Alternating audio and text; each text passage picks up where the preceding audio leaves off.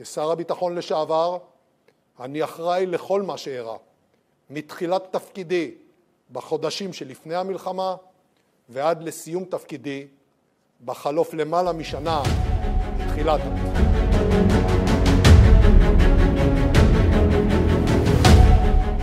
Israeli প্রতিরক্ষা মন্ত্রীর পদ থেকে বরখাস্ত হওয়ার 2 মাসেরও কম সময়ের মধ্যে ইয়োভ গ্যালান্ট এবার দেশটির পার্লামেন্ট নেসেট থেকে পদত্যাগ করলেন।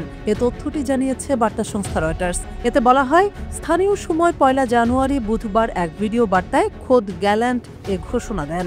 ভিডিও বার্তায় গ্যালান্ট বর্তমানের সরকারের সমালোচনা করলেও লিকুদ পার্টির প্রতি তার প্রতিশ্রুতি পুনর্ব্যক্ত করে বলেন, লিকুদের পথই আমার পথ।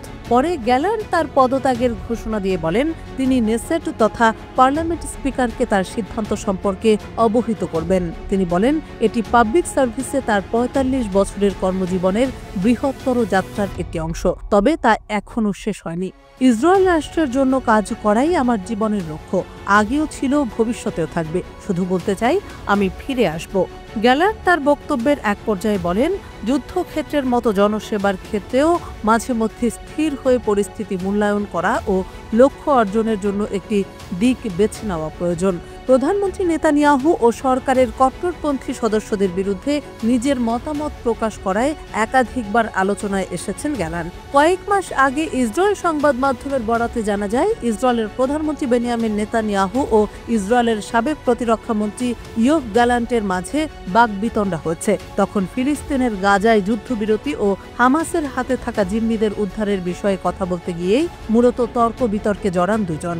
সে সময় থেকেই বেশ আলোচনায় ছিল নেতানিয়াহু গ্যালান্ট সম্পর্কের টানাপোড়েনের বিষয়টি।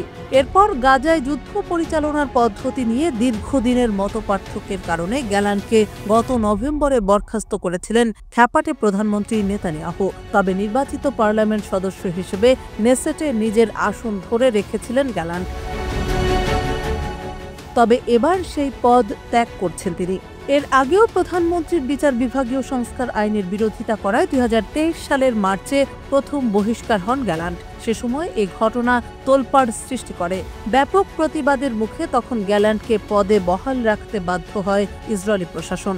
এদিকে গাজায় যুদ্ধাপরাধ ও মানবতা বিরোধী অপরাধের অভিযোগে গ্যালান্ট, নেতানিয়াহু ও এক হামাস নেতার বিরুদ্ধে গ্রেফতারি পরোয়ানা জারি করেছে আন্তর্জাতিক অপরাধ আদালত ICC। তবে ইসরায়েল এই পরোয়ানা প্রত্যাখ্যান করেছে।